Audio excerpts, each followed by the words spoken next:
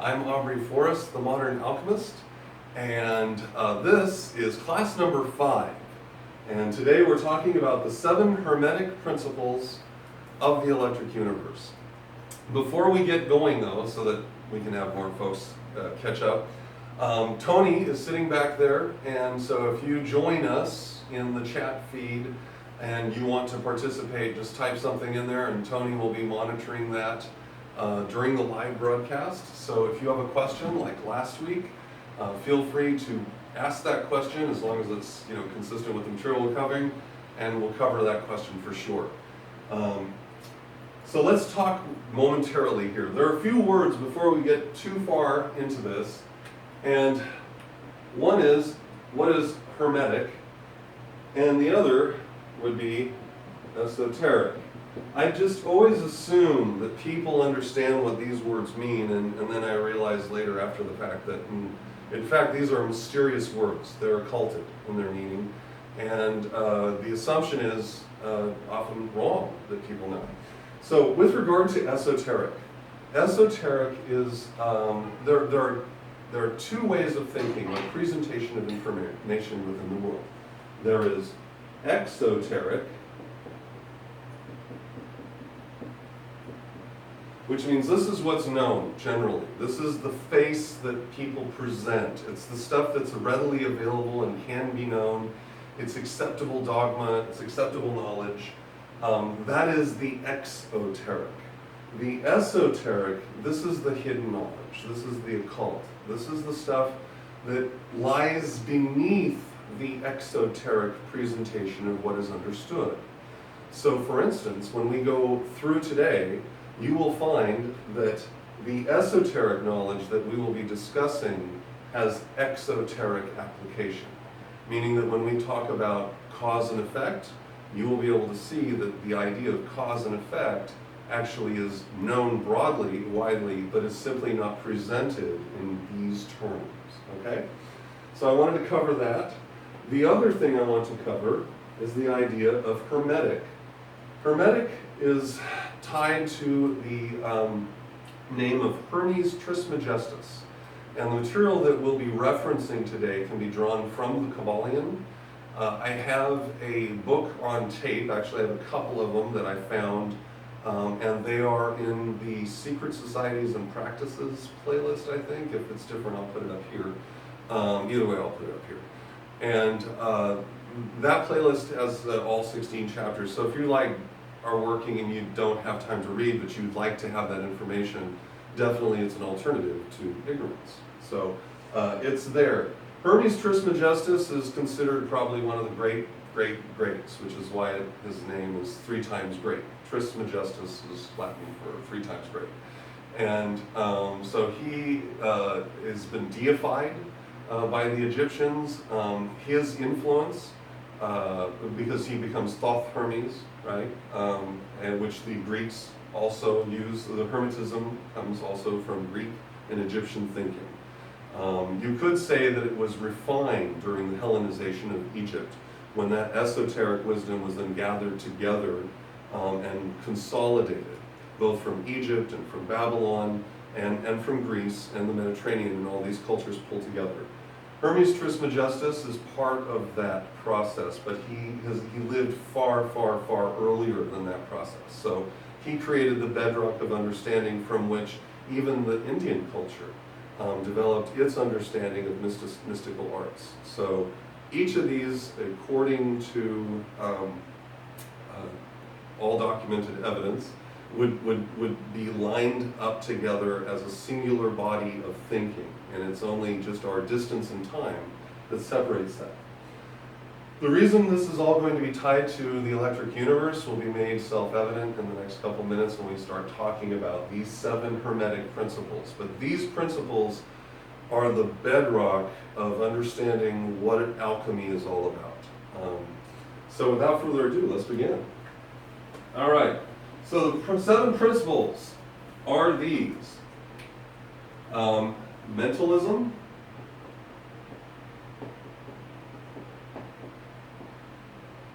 correspondence,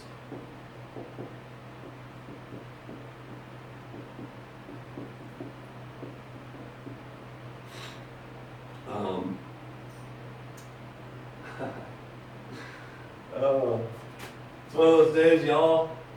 Yeah, okay, good. Yeah, thought so. I wanted vibration, polarity, rhythm,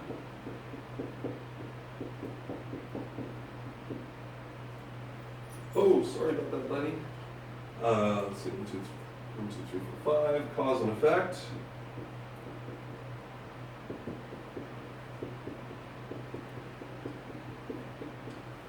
And gender.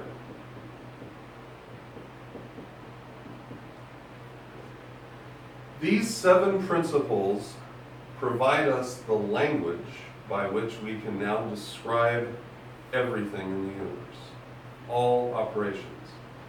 The one component of this that is the it is the great stumbling block is actually understanding mentalism.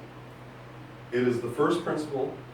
It is the singularly most important principle to grasp, and it is the one that also has the great rabbit hole. All right? So what is mentalism? The principle of mentalism is this, that the all is mind, or thought. In other words, everything that we see is an expression of the mind of the all, the thought of the all. And this would include then, let's say for instance, you have a multiverse, right? Then this is something that I think is funny. People often are like, well, the rules might be different in each of it, different multiverse, perhaps, right? Except for that there would then be an overriding all that would encompass the capacity of having a multiverse. It's like having cells in the human body. So sure, there are liver cells which have an entirely different function than heart cells, which have an entirely different function than brain cells or pancreas cells. And so too, you can visualize again, using your body, how a multiverse might actually happen. So you are the all in this analogy, and each component of your body then becomes a different component of what could be seen as a multiverse, which is still a universe, right? Because it's one thing comprised of many different things. So no matter how many times you move out in your expansion of your understanding of what the universe is, there is always going to be one thing behind that which comprises the all, which is outside of the laws which function within. So within the universe, the all is in everything, but not everything is the all. Okay? So it's the equivalent, let's say, of a Shakespearean play, which is conceived entirely in the mind of William Shakespeare, right? And he develops each and every one of these characters. For one of the characters, even one of the ruder characters, right, to step forward and say, I am William Shakespeare, that would be ridiculous. But William Shakespeare is most certainly part of that character. Does that make sense? Because he wrote that character, he gave that character its propensities, its attributes, its qualities. So that then is the distinguishing characteristics between the one and the many, and all paradoxes like this become resolved as we move farther down through this process. Okay? Any questions anywhere? Is this kind of... So then when we look at this, and let's talk a little bit farther about mentalism, you could say that the universe is mental, which always makes me laugh, right? Because if you have a friend and he's like, dude, you're so crazy, what are you, mental? And then you can joke if you're an esotericist and say, why, indeed, I am mental, as are you.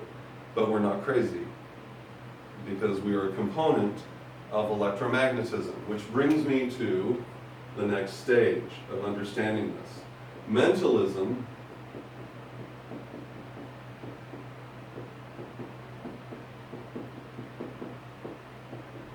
is another way of describing the electric universe. The reason our link to this is simply by looking again at our body, about how we function. And this is the great rabbit hole. What are your thoughts comprised of? What is it that makes you think? What is it that allows you to think? Is this just a biochemical process that's just happening? Or are you perhaps more like a garden hose, where the thought process funnels through you and you literally are the structure through which those thoughts can then be channeled?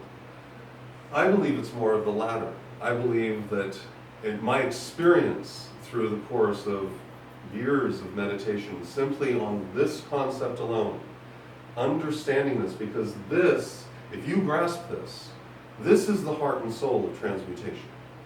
This is it. Because if everything is mental, if the universe is pure energy, and you are a participant in the thought processes of that, then your conduct, your mental conduct, can alter, at the very least, your experience here on the universe, and perhaps at a much greater impact, you can alter the experience for others. You can create something, transmute something, take people from one position and place them in another, so that you take from darkness and you transmute that into light. And we'll talk about that more, but the idea here is recognizing that if everything is mental, then that means that everything is subject to change. That the universe is flexible around the way we think. And then the way we think is important. And this is part of that temet gnose concept, the idea of knowing yourself. In order to understand what is driving you, what is pushing you, what is making you do whatever it is that you're doing, you have to stop and analyze your thought process. And so we'll talk about that in greater length in a few minutes, but I just want you to recognize the weight of mentalism, how profound this concept can be, because ultimately everything that is processed here in our brain is electromagnetic. Okay, everything, all of our thoughts, all of our feelings. We have a great touchstone movie for that, right? Where Morpheus is talking to Neo, and he's in a white room, and he's like, dude, if what you think is real is what you see, feel, and hear, then it's just electrical impulses. And this is a reference to a philosophical construct of the brain in the box. If a brain is stuck in a box and it's being fed information that it's outside, it would never know the difference. And so too, we may never know the difference unless we apply our intellect, the gift of our being, in application towards mentalism and understanding the function of the electric universe. So, we've talked a bit about the electric universe in the past when we talked about Kabbalah. We will be talking about the electric universe a lot more in the next few seconds. Any questions about mentalism? No? Okay. So the next concept is correspondence. The first two concepts, by the way, provide you the overarching architecture of the rest of the five, okay? So if you understand the concept of mentalism and the concept of correspondence, you are well on your way of moving forward. Correspondence is this: as above, so below. And that is where everyone stops. And it's a big mistake, because it's also as below, so above. This means that the rules that apply to the big, the very large, should also apply to the very small.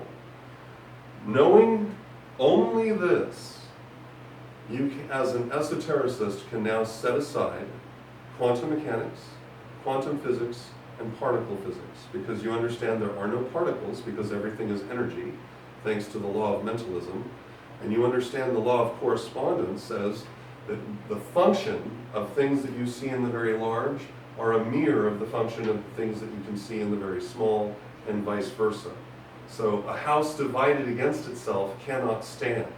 And under current thinking in quantum mechanics, things are there, then they're not, they can or cannot be observed, they participate, then they don't, sometimes there's more of them, sometimes there's less. A universe of that kind of chaos could not possibly manifest into a more staid state of order, where things are calmer here, right? A less energetic state is what we're seeing here. A more energetic state is on the bottom. The rules all have to be the same. As a participant of this, then, you can also dispense with any of the BS regarding a flat earth theory. All of you flat earthers out there that are clinging on to electric universe physics, you do not understand what you are talking about. The easiest thing for you to do is simply say, where in nature have you ever seen that?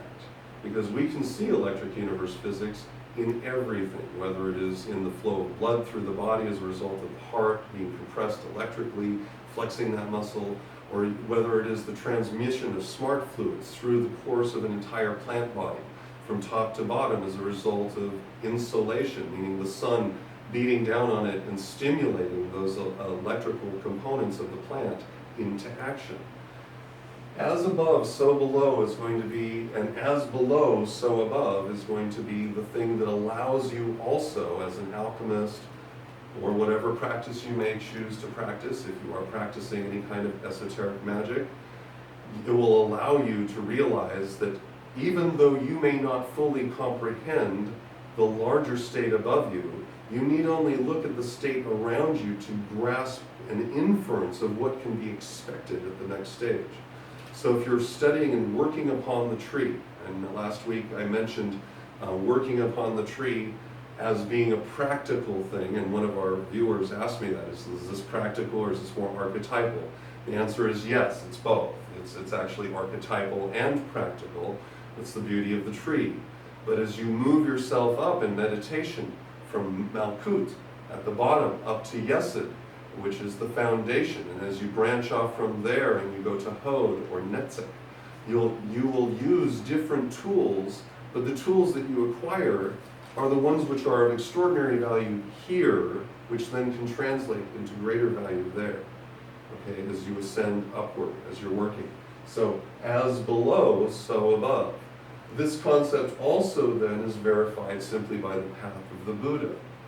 When the Buddha had sat under the Bodhi tree and had concluded his meditation of 20 years, he had pretty much decided, okay, I got the big picture and I'm good, but it took the other gods to cajole him, basically saying, look, our salvation is dependent upon your capacity to bring this new insight to the rest of the world, because we are bound together. We and the greater force of the universe are one. We're one whole. And that's really important to recognize. If you see yourself as separate, then you can't act on it. If you see yourself as connected, now you can move your arm, you can manipulate things, and understanding of that is beneficial, but feeling your way through it, knowing what it feels like to use these things by having application with them, that's where the real pay dirt is. Okay? Does that make sense? Like, for instance, I can imagine what it's like to play basketball all day long, but until I actually play basketball, I won't have a cognitive resonant memory of playing basketball. In the same sense, you can imagine what it's like to work your way up and down the tree, but until you actually practice it, you won't know what you're going to be experiencing. You have to do it. We're human beings, we do things. So, as above, so below, as below, so above. This is it's the greatest beauty because it pulls you together with everything. It makes everything possible, right? The rules that apply here, they apply everywhere. And that's awesome. All right. So now this is the physical framework of the universe that we're talking about. That's the overarching stuff. Now we're talking about ourselves. And the next three areas, vibration, polarity, and rhythm, this is the heart and soul of what alchemy is about. This is it. This is the transmutation that we're going to talk about. These are the tools of transmutation. I've actually received some criticism online, and I found it interesting because the concept was, if you don't actually mix chemicals together, you're not really an alchemist, was the thread of thought that was there, right? And the truth is that you fail to understand then, if you believe that, you fail to understand the esoteric component of alchemy, that it has ever been a mental science, always, and ever, and will continue to be. And this concept, this is not something I made up. This is a concept that's been around literally for thousands of years. And it's been known. And it's been occulted. So the next one then is the concept of vibration.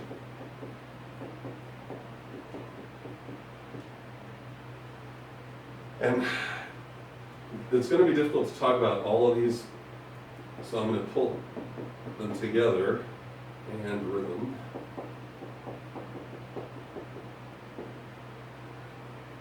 Nikola Tesla, who I believe was most certainly an esotericist, simply by virtue of the fact that everything he did worked, largely because he was working with the universe. Nikola Tesla said the entire universe can be described in two words: frequency and vibration. There's vibration, and here's frequency. Rhythm is your frequency. The idea is like doom, doom, doom, doom. There's a rhythm, right? Or I can go doom, doom, doom, doom, doom, doom, doom, doom, doom. Different rhythmic beat. Frequency and vibration. But how do we visualize it? And then polarity is in the middle of this. Okay? With regard to vibration, we can have something which is a very low vibrational state. And let's make it really, really low. Okay? Barely an arc, right? So it almost seems like a flat line. Okay?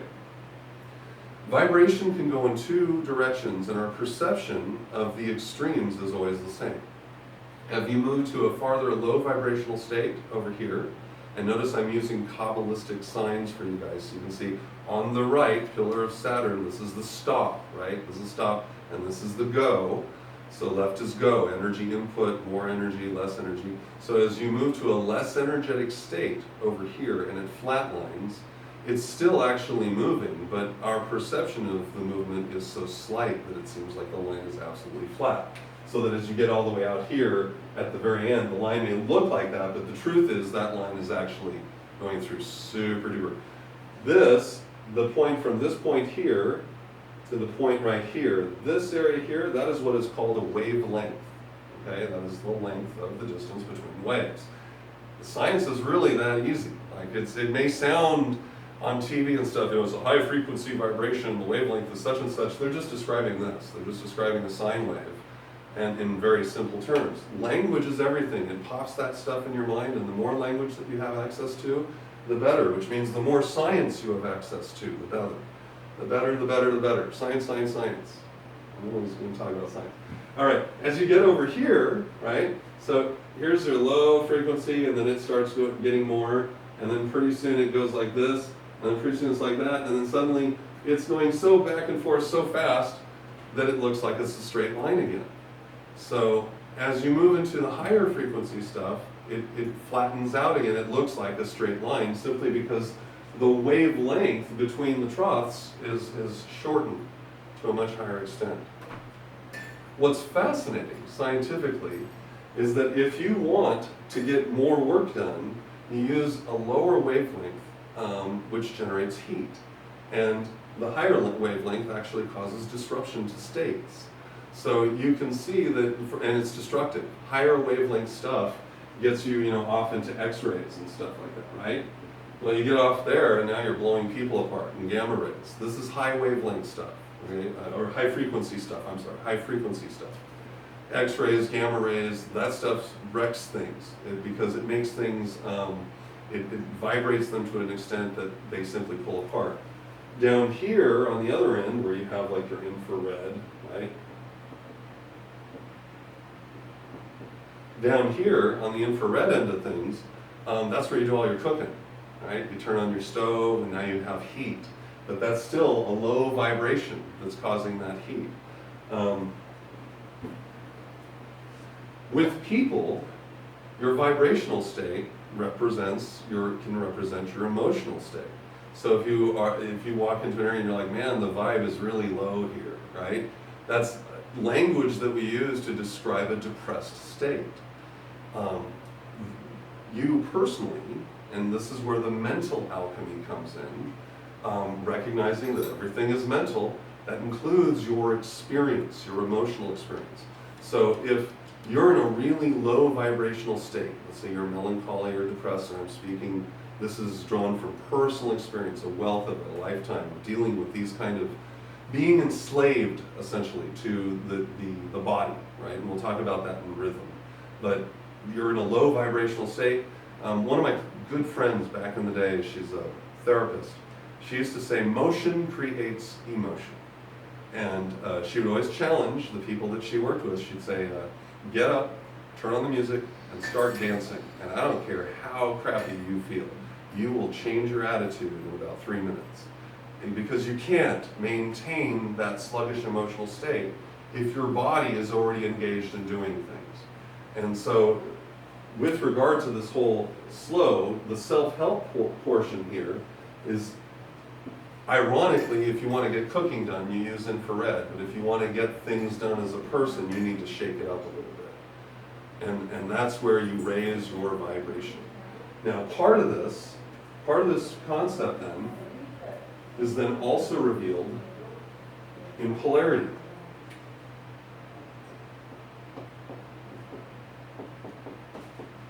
Polarity is an indication that regardless of where we are on this line, okay, no matter where we are on this line, it's still this line. It's kind of hard to grasp, but if we were to say, this is cold, and this is hot, there is no objective way of saying that you have reached infinite heat or infinite cold, right? Because objectively, it winds up being subjective entirely. The truth is revealed, let's say, in looking at ourselves and penguins and polar bears, or perhaps lizards. At what point is it hot outside, right? If I'm a penguin or a polar bear right now in the middle of summer, it's pretty warm, right? That's uncomfortable. If I'm a lizard, spot on. If I'm a human, it's somewhere in between. And as we move through the seasons, but the truth is this range of heat and cold is still the same. The same can be said for dark and light. You move back and forth on polarity. Now, the transmutation involved here is a transmutation of fixing where in this point of polarization, let's do up and down, so that makes it a little easier. Where on this scale of up or down do we want to be? And when you select where you want to be, that gives you a compensatory advantage against the next principle, which is rhythm. So, and I will bring all this back together for you, because these three need to be discussed kind of as a group to get a grasp of how vibration, polarity, and rhythm work together.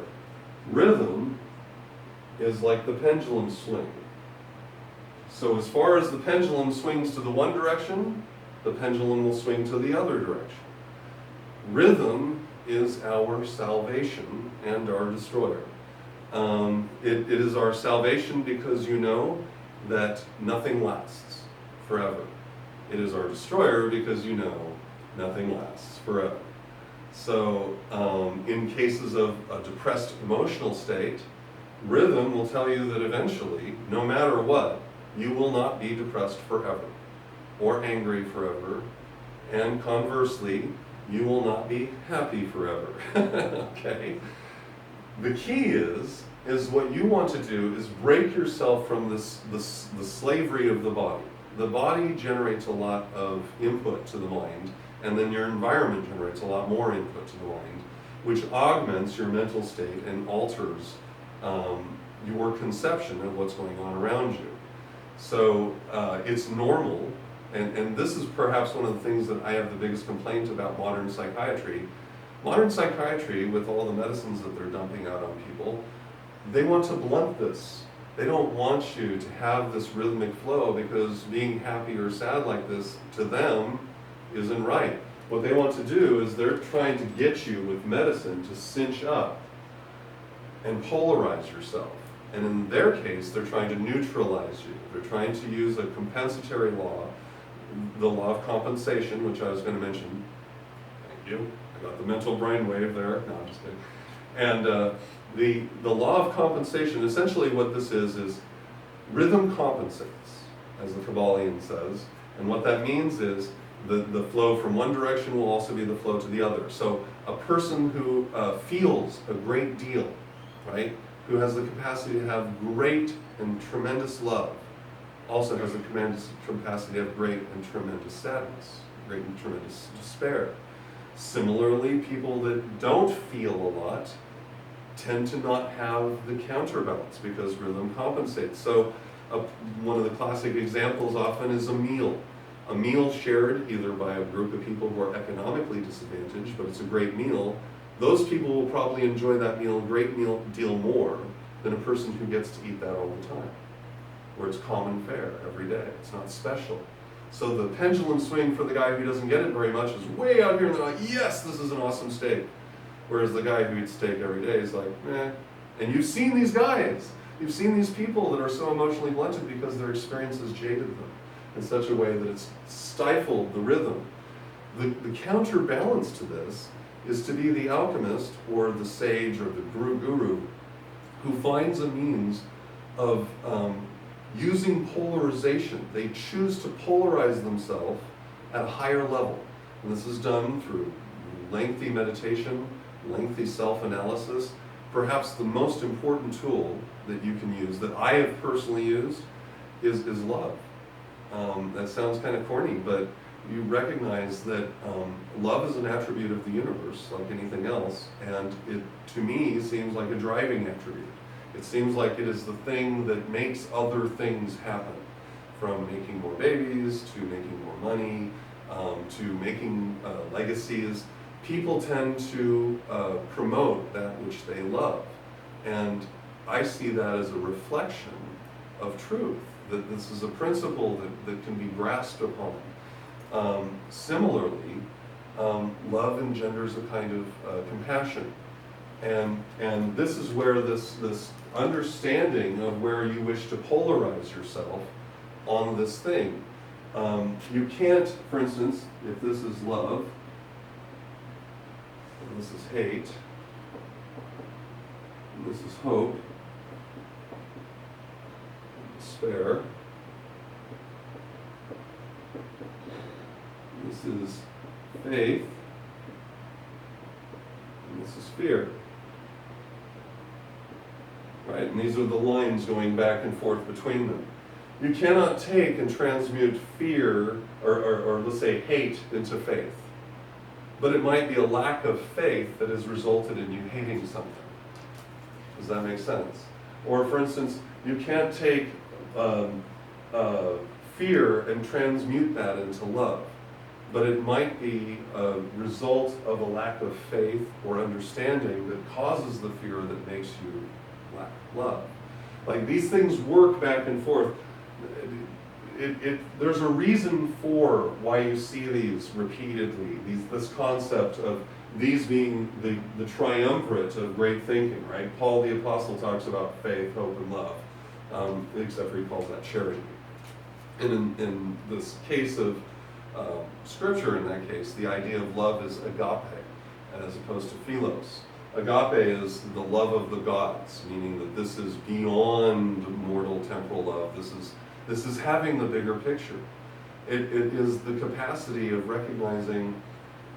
I suppose the greatest thing is that when you start using this, when you recognize that your vibration is within your control, that you can polarize yourself at will to one end of the spectrum or the other, and you can utilize that polarization as a means of paying the debt of rhythm. In other words, so that you're not subject to such dramatic pendulum swings, because you've pulled yourself up. You're not down here at the bottom. You've moved yourself up here, so the effect of the swing, while the radial distance here, that arc, is still the same as out here, the effect of that arc is much smaller. It's like in navigation. If let's say I have a 1 degree error in my navigation, and in the short range, 1 degree is nothing. But as I go about 1,000 miles, now I'm hopelessly lost. Okay, but that's measured right here. That's measured right there. But then as you go off into the infinite, that 1 degree becomes wider and wider and wider, and this is compensation, right? So it compensates for that over time. So if you're able to cinch yourself in, polarize yourself closer to the end of the pendulum swing, or closer to the top as opposed to the end, it strengthens you. And part of that all of this is a battle against the ego. This is, and by ego I mean that sense of self that rattles on and on and on inside of your head, telling you things, right? That is the self-narrative that says, I'm so depressed.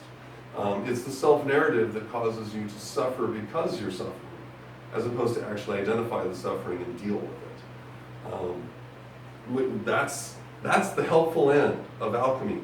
And this entire lesson is about just improving your life, like just getting a grip on it and giving you the tools to go, I'm going to do what I want to do by not being so heavily influenced by these various cycles, right, that just kind of wipe you out.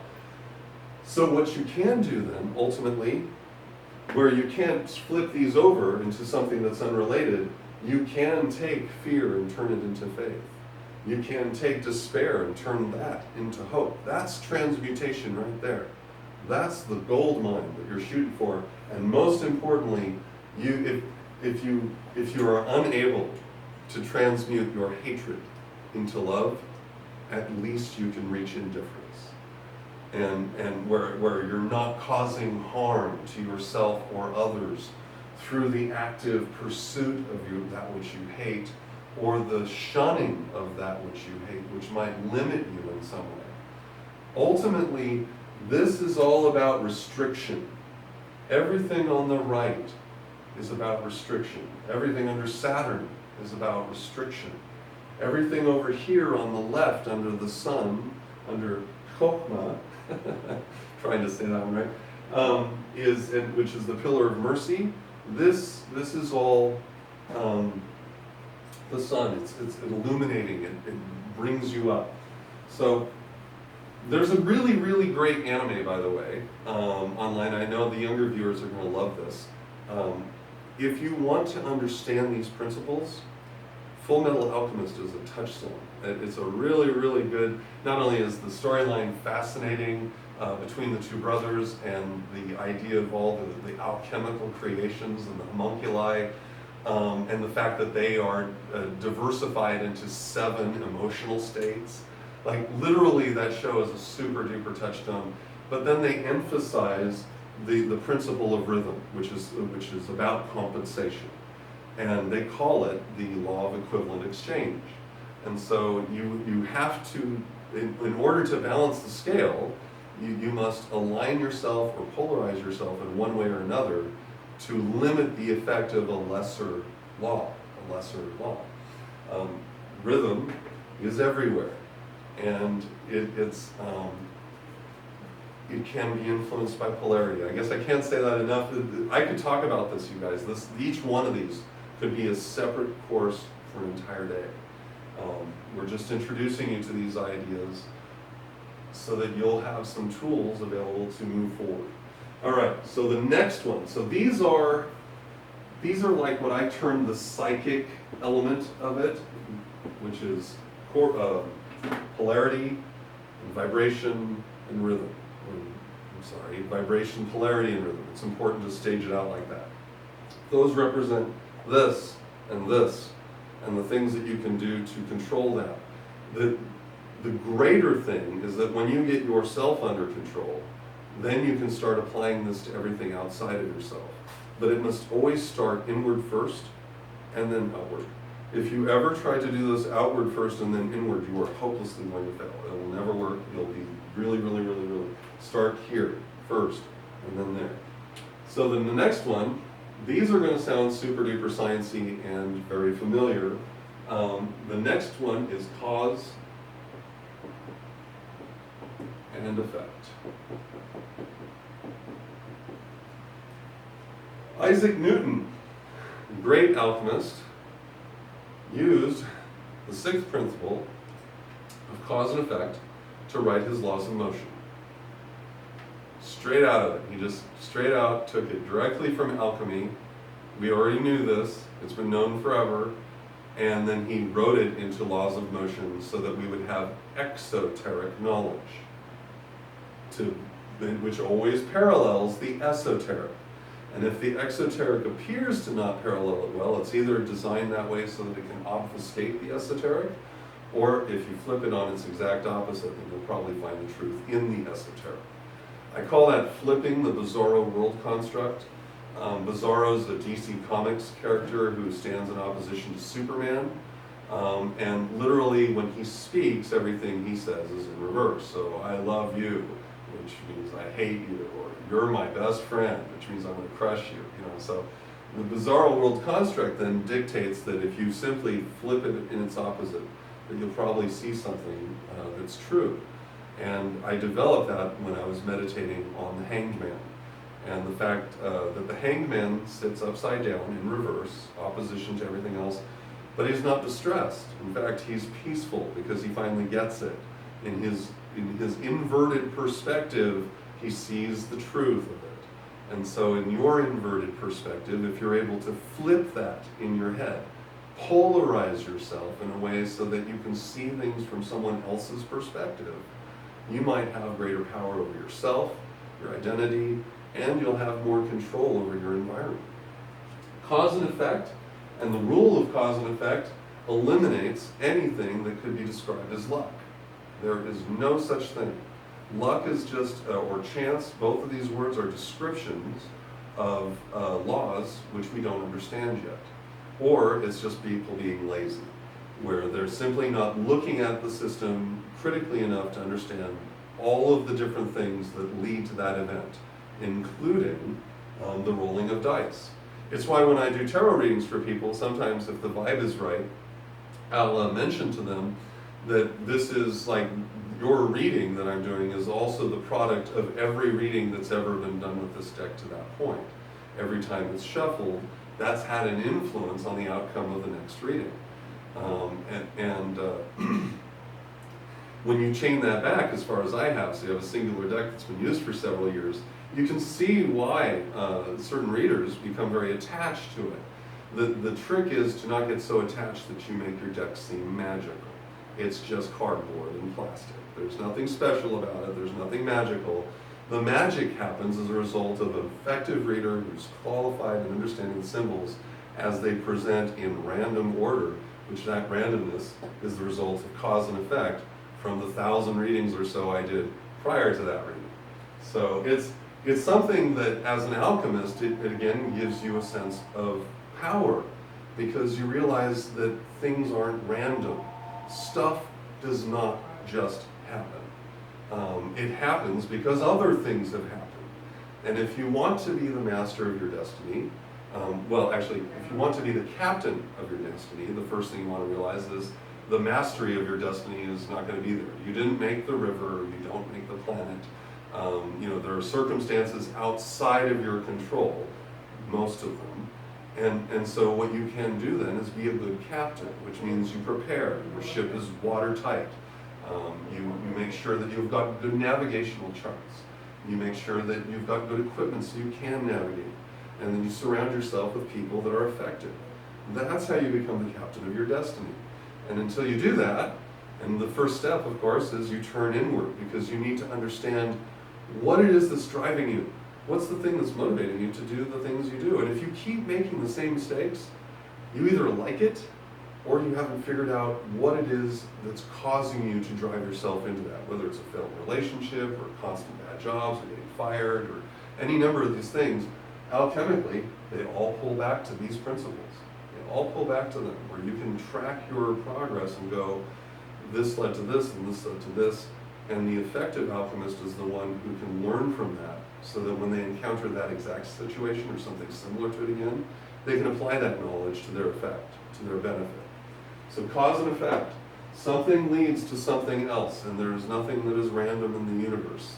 It's the overriding law. And what you'll see is that when we do this, the first two have this effect of this is the universe and this is how it works. The second three, this is about you. And then the last two gets us back into this is how the universe works again. In ancient poetic scripture, this is called chiasmus, which is a self-referencing poetry, which the ends reference each other, and then as you move towards the middle, it references each other. And this is done regularly through almost all sacred writing. It's a tool to teach you, so that you literally tell them what you're going to tell them, then you tell them, then you tell them what you told them, but you do it in poetry. So chiasmus. Cause and effect. So we've seen management of ourselves. The last one. Oh, hot dog. We're doing good, Tony. Any questions? No? Yes? We have a question about chakras. Okay. Chakras. Let's see how I can pull that in here. Specifically? What How does this play into all of this? Yeah. All right. We could talk about the chakras and how they play into this. Ultimately, when you're looking at yourself, 1, 2, 3, 4, 5, 6, 7. And you know what's really cool, by the way? I'm going to just, because we do have a minute to address that question. This, the number of sevens that keep popping up in the esoteric is just really cool. For instance, you've got musical notes, right? So every fine girl and boy can dance, right? So there's your acronym, every fine girl and boy can dance. That's your musical scale. These are all the natural notes. This is also red, orange, yellow, green, blue, indigo, and violet. So those are your 7 natural colors. With regard to the alchemy of chakra movement, the idea is this yellow is tied to the sun, and this green is tied to Saturn. Okay. How do we know this? The element for the solar plexus and the sun is gold, and the element for Saturn is lead. That is the great work right there. To move this energy and pull an emerald and kick it up a notch. That's what you want to achieve. You want to lead the spicy life. You want to get your vibe up. And the way to do that is to recognize what happens. And in fact, if you really, really, really want to kick it up a notch, you kick it up 2 notches.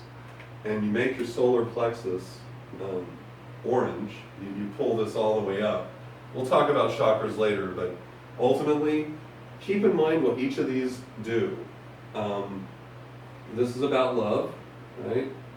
And you're pulling that up into this leaden heart, which then will pull this green creative capacity up into here, into your throat, so that the things that you speak, you then create. And ultimately, if you follow it right, according to all of the stages, your speech should always be that of love, right? You should never speak of anything other than love, which that's the clue. That's why you want to kick this up 2 notches, so that you speak kindness and love and caring. And by doing that, that pulls the green up into your third eye, which means that the things that you can create in your mind, you can pull out into the world. You pull the solar plexus as orange, which is your sexual regenerative stuff, and now all of this creative energy is just tapping into here. It really is a beautiful thing, but ultimately, that's the idea, is to just, if you just get it up, just kick it up a notch, you'd be a different person. Because you're no longer worried. This is the red here, this is all the survival stuff. You're no longer fretting over all of the basic things. This is your ego down here, right? This is your ego. I'm worried about eating, drinking, living, and I'm worried about sex and people liking me, and sex and more people liking me. This is your ego, right? Because it's just all about that. And then when you move it up here, it changes, things transition, okay? This one here, it does fulfill, this is Leviathan. This is the god of, let's see, hunger, desire, and, I can't remember everything. And I'll pop it up here at Leviathan. But, so I hope that answers your question, hopefully. All right, so the last one, we've actually spent some time on. And the last principle is gender.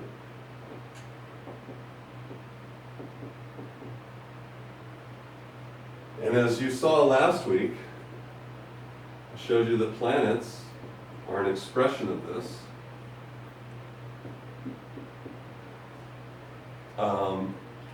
And that all things, rely upon it.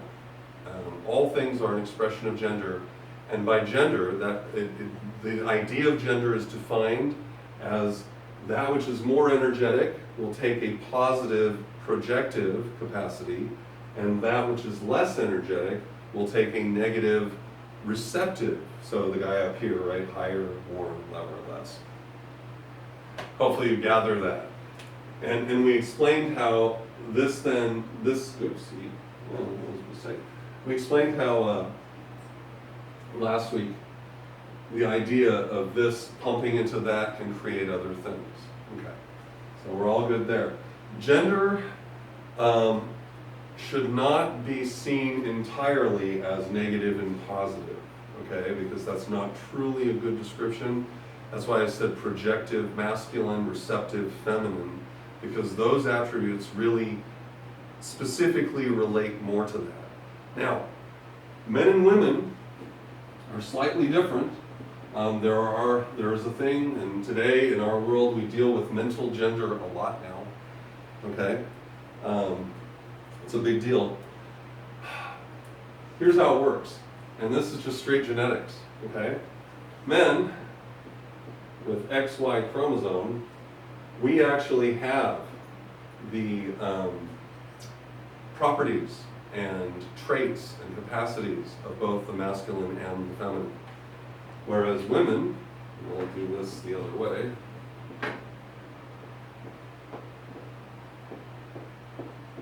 Whereas women have only the potential, because they're just not built that way. That's not me, guys. This is just genetics and the esoteric speaking here. So it's a unique capacity of coming off of this pillar over here, because this is a driving force which must understand this in order to interact with it. Does that make sense? Interestingly enough, I'm sure this was never an accident. XX, this is the seal of Saturn, feminine, all over again. Like, this stuff is embedded so heavily, when you realize it and when you see it, I hope you recognize the beauty of it.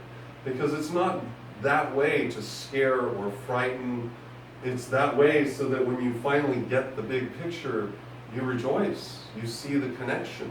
You're like, I get it, this is awesome, I want more.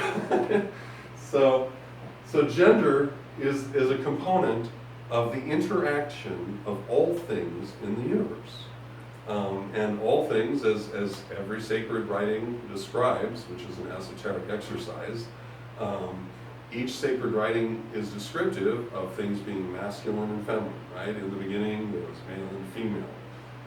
And the overriding idea then is these things are created in the image of something else, not the literal physical image, but the idea that all the functional components are reflective of all the functional components of everything in the universe. Then you get to see that, right? That it takes two, right? Good? Yes? Okay. Any questions yet? Because we're just about there. So, wrapping this up. The number one challenge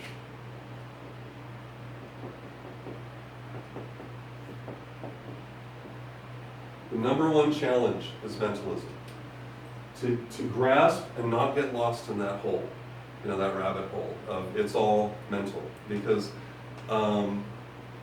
you are living the dream, but things are just as real, right? Like, it's to draw a pop cultural reference. I'm going to pull a Matrix reference here. By understanding the principle of mentalism, you will understand that some rules can be broken while others are bent. And learning which rules are which and how to do that, how to bend some rules, like with polarization of your moods, right? You are bending a rule because you're using another rule to compensate for your activity of retaining your composure by maintaining the polarization. I choose to be a loving individual. I choose to not be driven by my ego.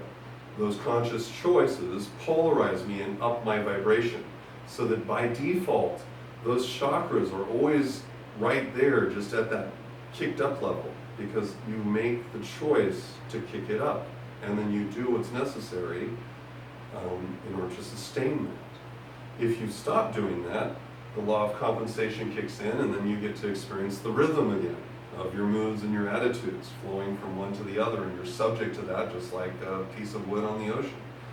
The key as an alchemist is to free yourself of that, so that you can do better things with your life than be driven around. All right? Good? Sweet? Yay! Another live session done. All right, thank you everyone online for participating. Thank you guys. You guys are awesome. I'm so glad you guys come. And I will be talking to you later next week. This is Essentials of Practical Alchemy, and we'll talk to you soon.